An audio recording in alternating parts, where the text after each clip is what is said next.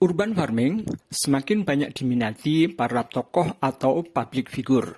Salah satunya adalah Dr. Andes Ahmad Zaki Siraj yang biasa dipanggil Kang Zaki.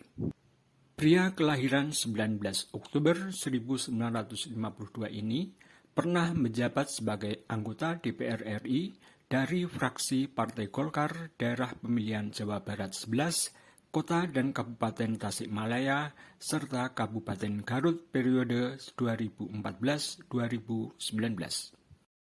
Selama masa pandemi COVID-19 ini, Kang Zaki menjadi penggiat urban farming di Jakarta dengan memanfaatkan lahan di balkon rumah lantai 2 dengan ukuran 5x7 meter.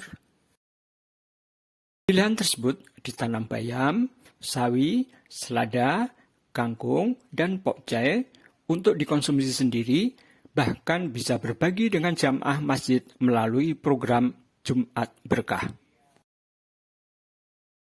Kang Zaki memberi contoh bahwa profesi petani tidak lagi memalukan, bahkan menjadi semakin bergengsi.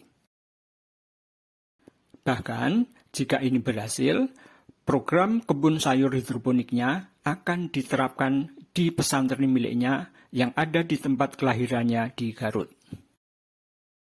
Dengan demikian, bertani tanpa tanah ini bisa menjadi bahan pembelajaran bagi para santri, sekaligus para santri bisa menikmati sayuran berkualitas dan higienis.